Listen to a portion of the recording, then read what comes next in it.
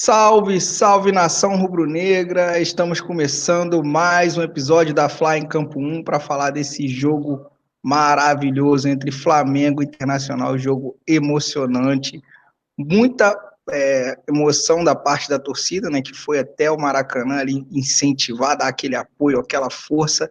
E desde já quero dar o boa noite para você que está nos ouvindo, nos assistindo, e também dar o boa noite para o meu amigo Renato Graciano, que vai estar comigo aqui na bancada. Boa noite, Renato. Fala, Renan, tudo bem? Hoje o dia foi emocionante, né? E teve bastante polêmica, teve jogaço, né? Que foi Flamengo e Inter, um jogo tático, um jogo técnico. E aí, ainda bem que a gente saiu com a vitória e agora a gente está na liderança e vamos ver o que vai dar. Agora a gente tem um jogo decisivo contra o São Paulo, só precisamos de nós mesmos para vencer. Se a gente vencer, a gente já é campeão e mesmo a gente empatando e o Inter empatando ou perdendo, a gente também é campeão. Então é um fator decisivo para a gente, um fator positivo para a gente ir um pouquinho mais tranquilo pro último jogo da temporada. É verdade. Essa vitória do Flamengo foi importantíssima, né? Pra gente, eu assisti o jogo assim com muita emoção, gostei muito do time em campo.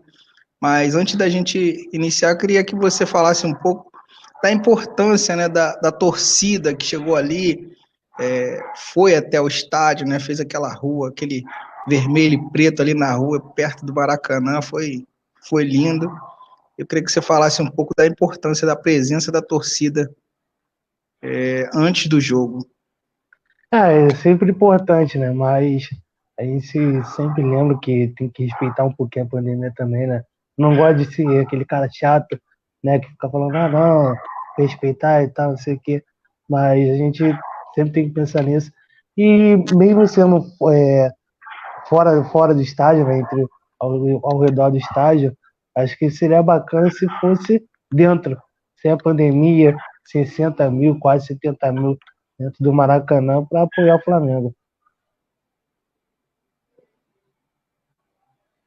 Realmente, essa questão da pandemia é um agravante, né? Mas eu acredito que o Flamengo fez isso, a torcida, né? Rebatendo um pouco, né? O que o pessoal do Internacional fez na saída do time lá do Rio Grande do Sul, né? Então o Flamengo acabou, já que eles fizeram, vamos fazer também. Acho que teve um pouco disso, né?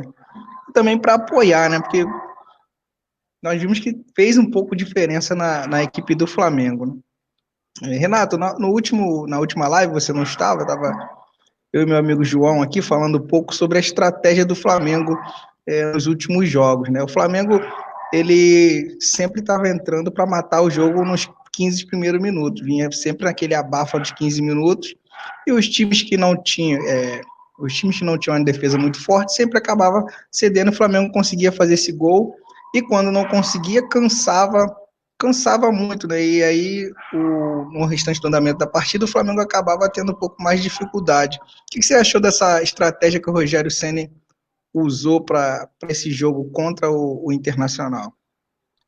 Bom, o Flamengo ele continua jogando do jeito que ele joga, mas a gente tem que lembrar também que sempre tem que ter um adversário, né? O Internacional não é um time qualquer, é um time que está brigando pelo título do Campeonato Brasileiro, querendo ou não, mesmo sendo o Abel Braga, a gente não curtindo muito ele como técnico, ainda mais pela passagem que ele fez no Flamengo em 2019, mas ele conseguiu montar um time bom, conseguiu montar um time do jeito que ele gosta, né? Um time mais reativo, um time mais físico, né? Que o Internacional tem bastante jogadores bem fisicamente, né? Bem fortes, e a gente conseguiu se impor bem, né? Apesar de a gente ter levado o gol, a gente conseguiu entrar bem focado no jogo. Teve o Gustavo Henrique que errou mais uma vez, apesar de ele estar muito bem na, nessa reta final. Ele vacilou ali no lance com o Luiz Alberto, né? Puxou o adversário e acabou marcando pênalti. O Hugo tentou até pegar o pênalti, mas infelizmente não conseguiu. E o time da Abel também faz isso. O time da Abel também é um time de fazer aquela blitz, bem no começo do jogo, aproveitar o ritmo, né? Quando todo mundo tá meio que se aquecendo ainda, né? Pelo fato de ser o começo da partida. O time da Abel também faz isso, Internacional, mas o Flamengo conseguiu se impor bem nesse começo, conseguiu segurar um pouquinho a bola, e é isso. Eu achei que o Flamengo fez, né, essa função aí dos 15 primeiros minutos, mas ficou um pouquinho mais ali na intermediária, não avançou demais, não se afobou tanto como nos outros jogos. Agora falando um pouco sobre o pênalti, né, do Gustavo Henrique, para mim foi um lance muito de maturidade, né? Eu não sei o que ele pensou. Eu acredito que aquele atacante não iria chegar na bola, não lembro se era o Yuri Alberto estava Era chegando o Yuri ali. Aberto. Era o Yuri E Aberto. eu acho que ele não iria chegar na bola e ele foi meio que infeliz, né, nesse lance, né, do pênalti. Eu acho que foi muita maturidade da parte dele. Você não achou um pouco disso? O que você achou? Eu achei que ele errou no posicionamento. Aquele era o momento dele estar um pouquinho mais recuado. Se ele tivesse um pouquinho mais recuado, ele chegaria inteiro na bola e ele nem precisaria puxar o jogador do adversário. Ele poderia mesmo ter cortado a bola. Mas daí começou com o lance na frente, né? O Flamengo ele sofreu um pouco também no começo do jogo, nessa pressão adversária. O Internacional ele conseguiu ter muito espaço no começo do jogo, conseguiu dar perigo além do gol. Mas o Gustavo Henrique, ele, depois do lance que ele bobeou, ele conseguiu jogar bem. Ele conseguiu fazer o que ele estava fazendo. E hoje o Arão não fez tanta falta por causa disso. Porque se ele fosse aquele jogador que o mesmo jogador, né? Que foi contra o São Paulo, que errou 2, 3 vezes, depois fez outro pênalti, por aí vai. Mas não, hoje ele focou, conseguiu jogar bem e conseguiu ajudar a gente na vitória. Confesso para você, quando eu vi que ele fez aquele pênalti ali, eu fiquei preocupado, né, eu lembrei de uns jogos atrás, o pessoal falou, não, se abateu psicologicamente. Eu falei assim, se ele cismar de se abater psicologicamente agora, nesse jogo, a gente vai ter dificuldade aí pro restante da partida. Mas, como você falou aí, ele foi muito bem, superou, né, também um pouco as expectativas ali na defesa, supriu essa necessidade que a gente está precisando. Na verdade, ele vem de bons jogos, né? O Gustavo Henrique melhorou bastante e vem de alguns bons jogos aí e conseguiu fazer um bom jogo depois do pênalti, né, que ele fez. Agora, um outro assunto polêmico aqui que eu queria que você falasse sobre a expulsão do Rodinei. Ela entrada ali foi um lance meio que interpretativo, na minha opinião, foi foi para cartão vermelho, porque chega por cima, foi o que eu até comentei, para ser cartão vermelho tinha que quebrar a perna, o lance ali poderia ter quebrado a perna do Felipe Luiz, né? Olha, aquele lance dali foi bem polêmico. Falam que é lance interpretativo, né? Até agora eu tenho essa dúvida se foi realmente para vermelho ou para amarelo.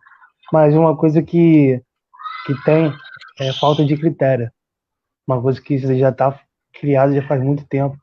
E, poxa, durante as redes sociais, né, esse momento pós-jogo, foi uma coisa que eu achei, tipo, muito nada a ver. Criando uma conspiração como se o campeonato tivesse para o Flamengo ganhar esse campeonato, essa reta final. Não, não foi bem assim. Porque, pô, se fosse para ser assim, a CBF teria ajudado muita gente. Se fosse para ser assim, o pênalti que o Gustavo Henrique puxou o jogador, também não seria marcado pênalti. Entendeu? Aí criam essas culpas de conspiração falando como se, ah não, é o Flamengo, sempre beneficiado, não sei o quê. A arbitragem brasileira, ela foi péssima. O campeonato brasileiro inteiro. Inteiro, não é de hoje. Aí Ainda usa criam o isso. VAR de maneira errada, né? Foi usado, entendeu? De maneira errada, entendeu? Eu achei que foi fora de critério. Dizem, né, que não era para ele ter nem olhado, nem o VAR ter chamado ele, que não foi lance para cartão objetivo, né, vermelho objetivo. Mas eu não curti essa postura que colocaram para cima do Flamengo, não. Eu também não marcaria o vermelho, não daria vermelho. Eu vou ser sincero opinião. Eu não marcaria o vermelho. Mas também usar isso como se fosse conspiração pro Flamengo ser ajudado, aí também é sacanagem. Entendeu? Eu tô colocando como se fosse um lance muito acima. Porque o Flamengo, na verdade, se fosse lance para o Flamengo, na verdade era o Flamengo ter saído prejudicado, porque se o time se abate ali, né, logo naquele pênalti, era o outro jogo. Só que foi um lance ali, o Rodinei nem esperava, foi um lance, na verdade, inesperado. Ele não foi, você vê claramente que ele não foi na intenção de pisar na canela do Felipe Luiz, mas aconteceu.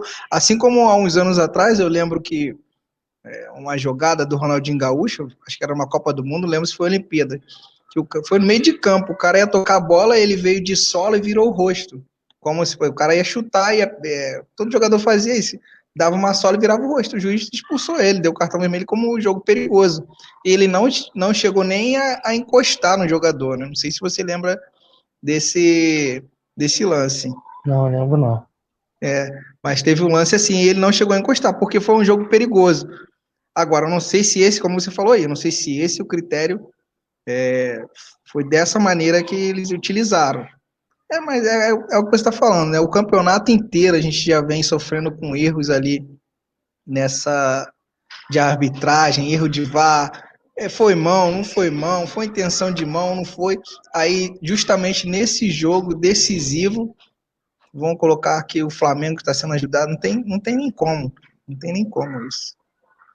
Exatamente. Passar aqui um pouco no chat aqui. Uma pessoa aqui, ó, importante aqui, minha mãe. Boa noite, mãe. Seja bem-vinda aí. E falar um pouco aqui para mim, o destaque do jogo, né? O Arrascaeta. O que você achou do desempenho do Arrascaeta hoje? Eu digo, o Arrascaeta hoje ele fez uma das melhores partidas dele na temporada. Ele no começo não estava conseguindo se impor tanto, mas depois foi aparecendo, né? Aquele nível técnico que ele tem absurdo. O Arrascaeta hoje ele jogou uma coisa de tipo futebol totalmente diferente que a gente vê, entendeu? Ele conseguiu se movimentar bem, conseguiu aparecer na área, as bolas na área, parecia que ele ia perder a jogada, ele conseguia ganhar a jogada, sobrar para algum jogador. E hoje, cara, ele foi, chegou na área, ele fez uma jogada para ele chegou na área, foi e meteu o gol.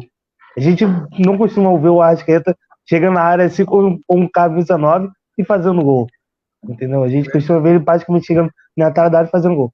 Aí, no segundo tempo, cara, ele achou o Gabigol.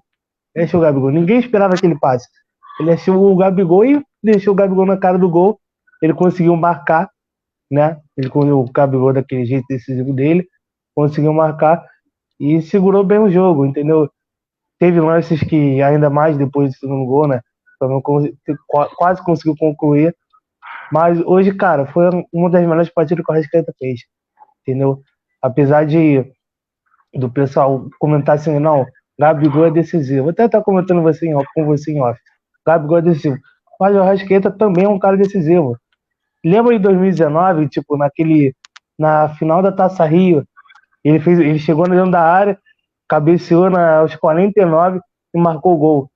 Que foi pro pênalti e o Flamengo venceu. Entendeu? Então, ele é um cara decisivo, um cara que, querendo ou não, ele é um cara fora da curva, um ponto diferenciado qualquer elenco. Você tem um Arrascaeta no teu time, não adianta, meu irmão. Não adianta. O cara não pode ser sacado, o cara não pode ficar de fora, porque ele é muito assim. Tá aí o porquê também da torcida questionar muito, né? Saída dele no segundo tempo, sempre o Rogério Ceni tirar a Arrascaeta.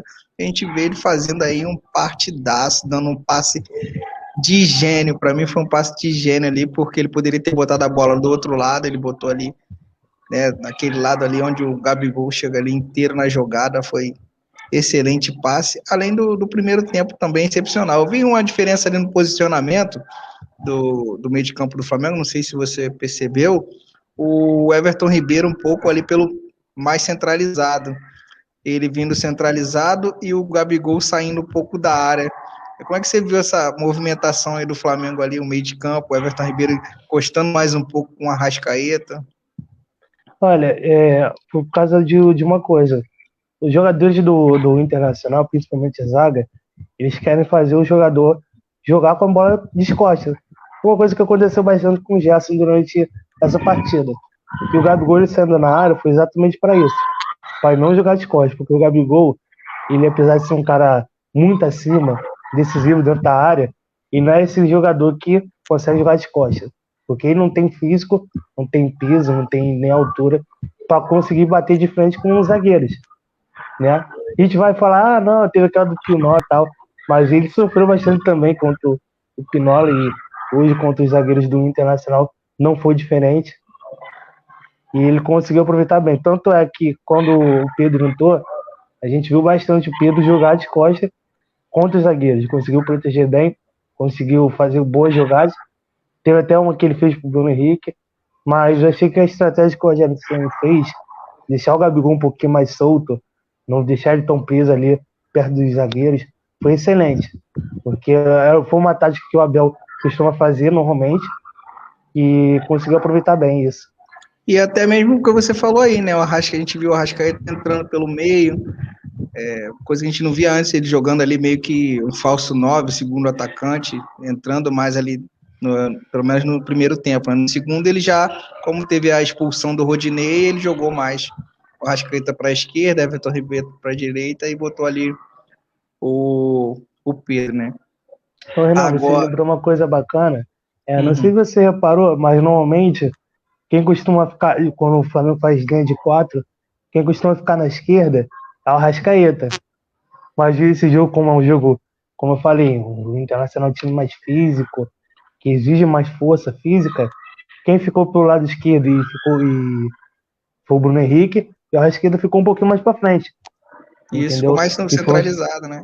uma estratégia Mas excelente que aí o Rogério Ceni fez. mudou totalmente o jogo. Tu via que a saída do Gabigol de dentro da área era como se fosse assim, os zagueiros ficaram meio que confusos, né? Vai marcar quem? Quem é que vai chegar? Porque, na verdade, todos estavam vindo de trás, né? Praticamente. Só mudou um pouco quando o Pedro entrou.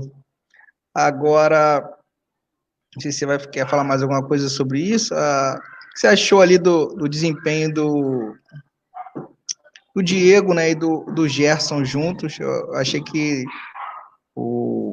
eles se cansaram um pouco ali no jogo e acabaram. O Diego teve que acabar saindo do jogo. Não sei se ele saiu porque sentiu alguma coisa ou se foi cansaço. Eu não vi o Diego jogando com a mesma intensidade que ele jogou nos últimos jogos. O que você achou um pouco disso? Eu achei que tanto o Diego quanto o Gerson jogaram muito bem.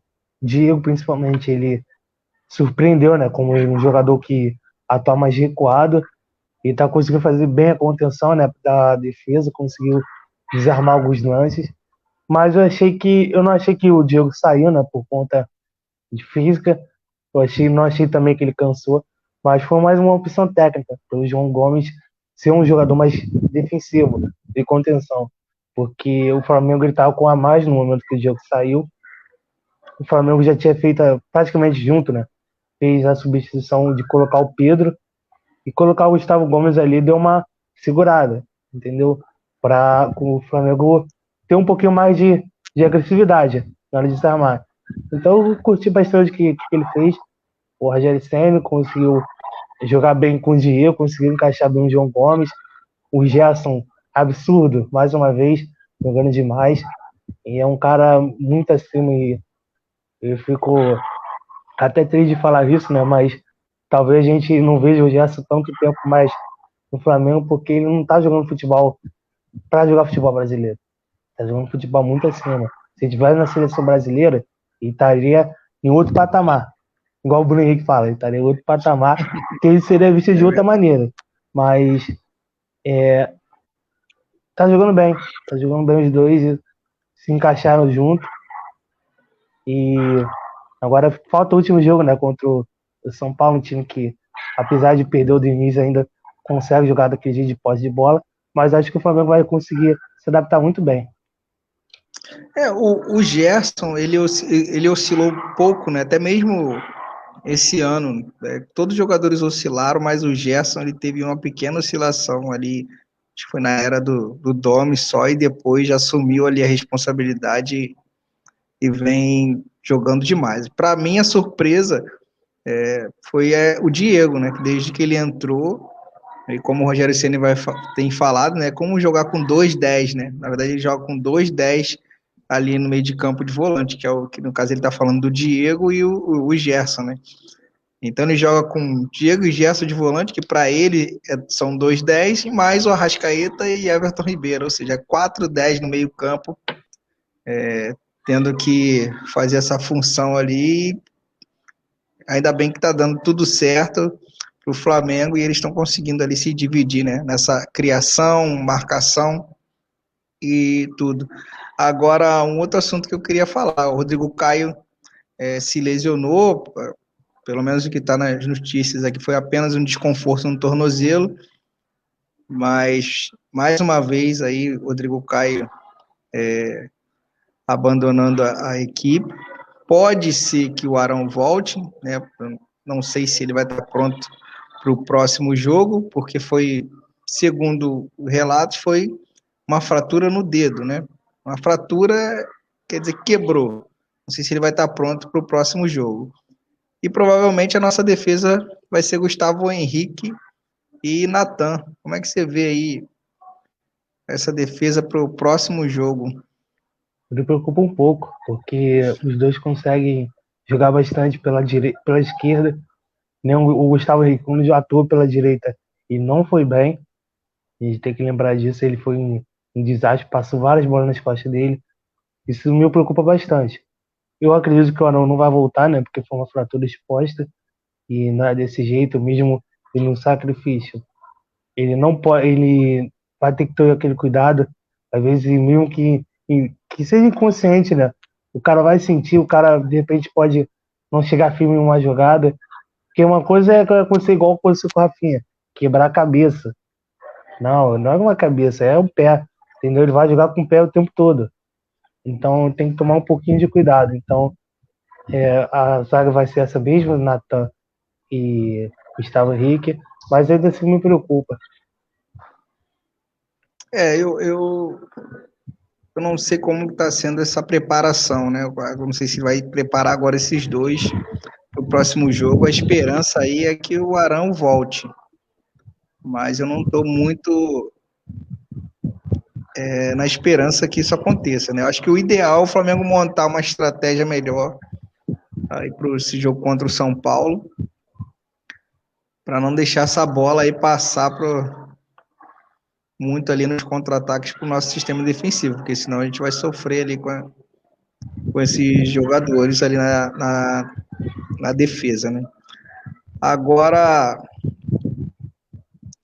passando aqui para o próximo jogo contra o São Paulo, você acha que o São Paulo vem jogar contra o Flamengo com possibilidades de atrapalhar o Flamengo? Ou acho que só vai jogar para cumprir tabela? Não, não, muito pelo contrário. Apesar de São Paulo estar classificado já, né, para uma vaga da Libertadores, São Paulo vai vir com força total, entendeu? E o Flamengo, ele tem que prestar atenção. Apesar de ter aquela zica, né, do Flamengo estar há anos sem vencer no Morumbi, o Flamengo agora não é o momento para ficar pensando nisso. É chegar lá e vencer. É jogo decisivo, última rodada, entendeu? Independente de como vai vir o São Paulo, o Flamengo tem que vir com tudo e tem que ganhar. Principalmente isso. O Flamengo tem que ganhar. Porque o Flamengo só depende dele.